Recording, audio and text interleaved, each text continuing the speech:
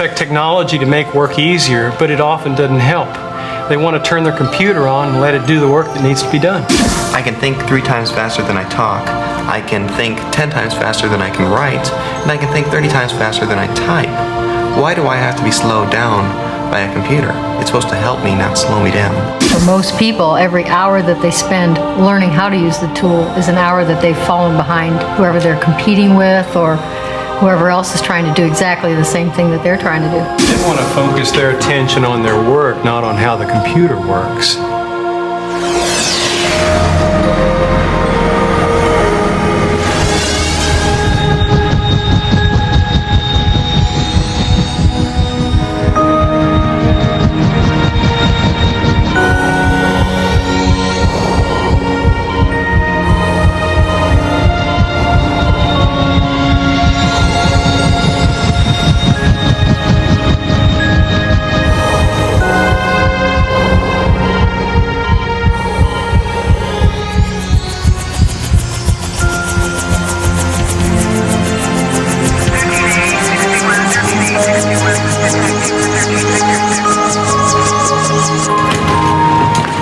No information on this guy. He was thrown clear from the vehicle. No wallet. We need to know who he is. They're doing a DMV search. His pulse is thready. Blood pressure? 85 over 50.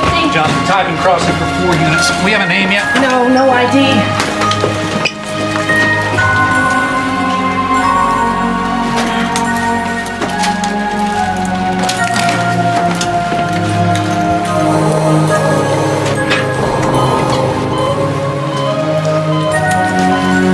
Stand clear. Obvious abdominal injury, large head wound. We've got to get him to surgery. Just hang on, pal. You're gonna be all right.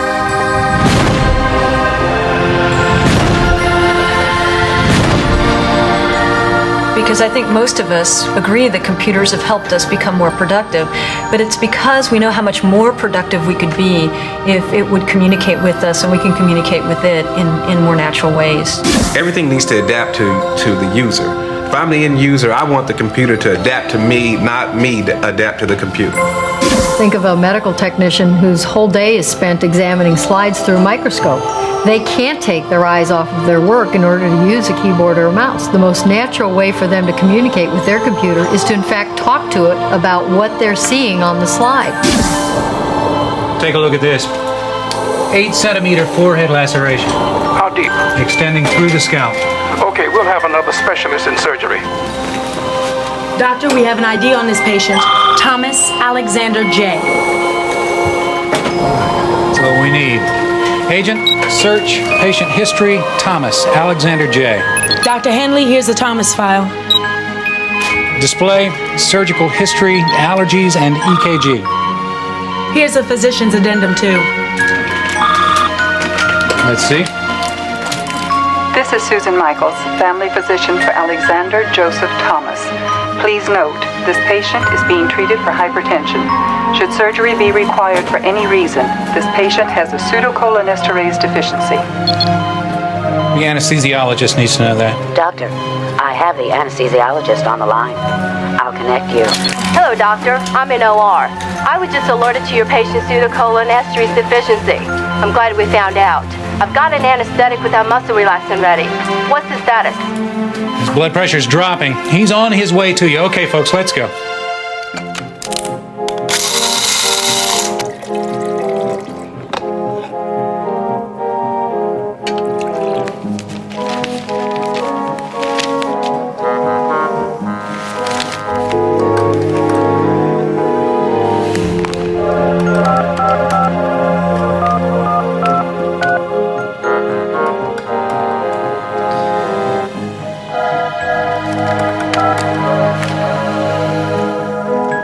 Rachel, John Dorner. It's about my portfolio. I'm a little nervous. My wife's nephew was over last night. He's some kind of hotshot broker. He told me my mutual funds have been taking a beating. Then he mentioned something called the Erewhon Fund. Call me. Nephew. Access John B. Dorner account. Tax history. Research performance on Erewhon Fund. Call John Dorner. Schedule meeting.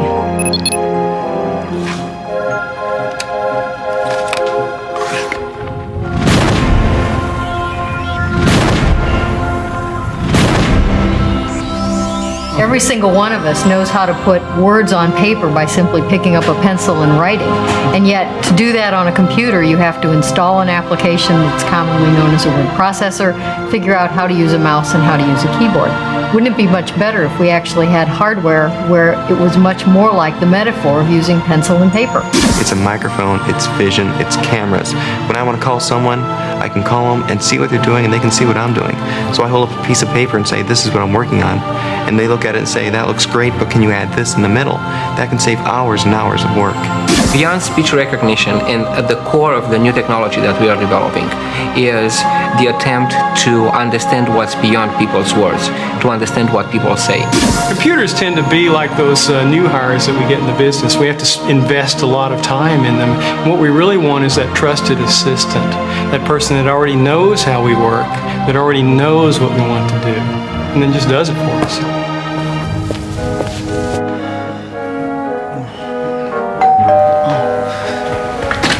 Rachel, come on in.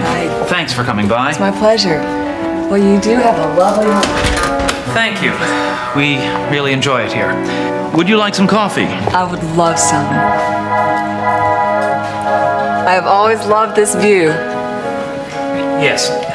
Why don't we go out by the pool? Oh, great idea.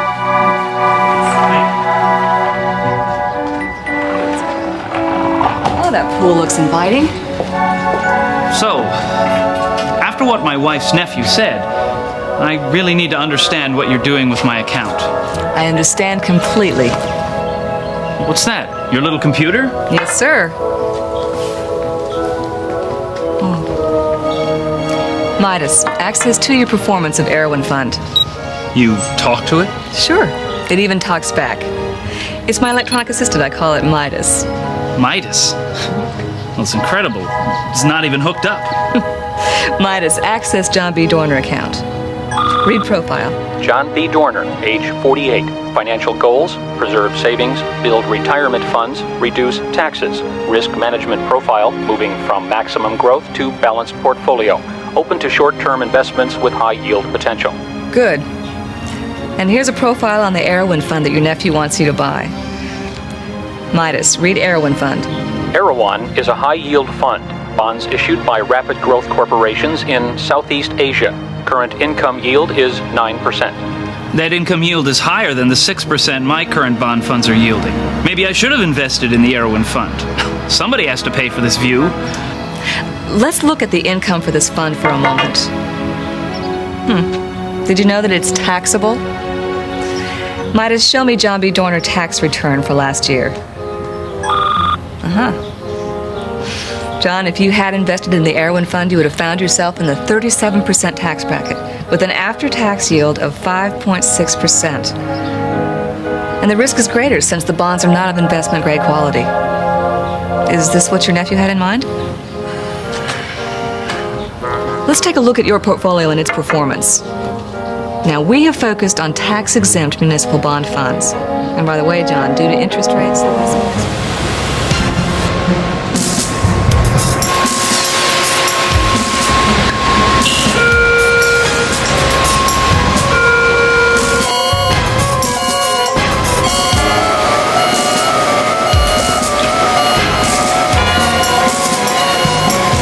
What's wrong? Pressure's dropping. We're getting a drop in pressure to line 3. Bad sensor, maybe. Or we have a real problem. Yeah. Polymer temp is rising. Might be a pump. That polymer cooks. You realize we're talking $3,000 an hour. Fine, Bob.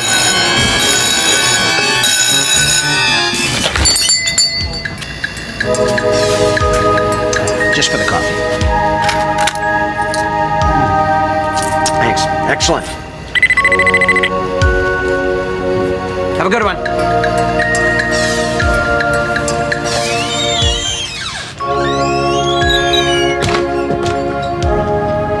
Done.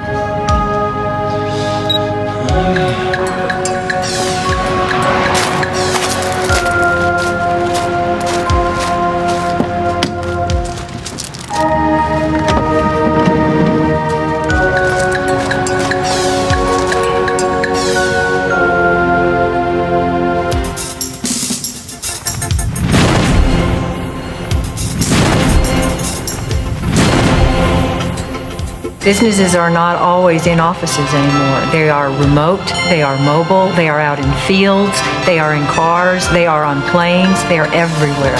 The most natural way to communicate with your computer is certainly not a mouse or a keyboard. And especially when you're on the road, the most natural way to communicate may be your voice. That desk is no longer the center of my life. I can be anywhere doing anything I need to do to make my customers happy.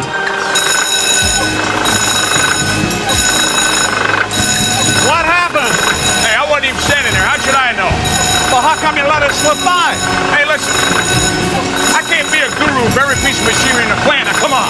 Oh, well, look, could somebody please just cut the bell off, huh?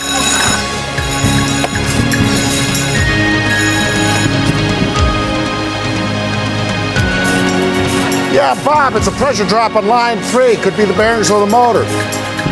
Send me your line data, Jim, and show me video. Steve, how about a shot of that spin pump motor and give me the part number if you could. Yeah, this is part number 08229-5. Swiss machine in Zurich. Oh, great. Switzerland. Did you get that, Bob? That's not the motor we specified. Has it been changed out? Bob, maintenance shows the motor was swapped out about 14 months ago. There's none on the shelf. Toolbox. Access job number 6879, production line 3. Display part number for spin pump motor, manufacturer and closest distributor. Hey, Bob, this thing's got a 4.22 horse on it. There's your problem. Not enough horses. Toolbox. Check P68 motor availability. 00825 Alpha at closest U.S. distributor. Place the call. And Toolbox. I want to talk to a person.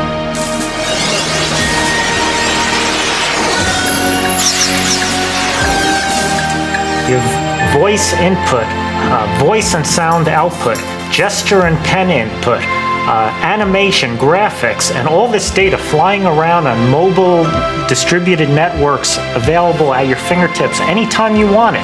Couple that with the ability of the machine to understand what you want when you want it. Think of the power. It's going to take an IBM who knows speech recognition, who knows pen, to put it all together. But it wasn't until we had access to the performance that we find in the PowerPC family and all the resources that we can draw from within the research division of IBM that we've been able to put it together in this new series. You won't find them working on natural language processing or on agents the way you'll find it all in one place in IBM until we have the ability to pull it all together and to actually start to create the applications that use all of those technologies and influence the hardware in its design to really present it to the customer in a very useful way. Now I have the hardware and the software subsystem to be able to deliver these human-centered applications. This is the birth of something entirely new, and as it gets faster and faster, these things will come alive. That's exactly what the Power Series does. It is a secretary to me. It is an assistant. It's a person to carry all my books and my entire office with me wherever I go. I'm no longer tied to that. I'm free. Many of our customers have had to use computers for years. The Power Series is a computer that people are going to want to use. There's hundreds of millions of transistors and other components in there. From a system point of view, it's probably more complex a machine than the Saturn V we sent to the moon. But on the other hand, it's the power of that technology that's in there that allows us to make a machine that presents itself to the customer as something simple to use.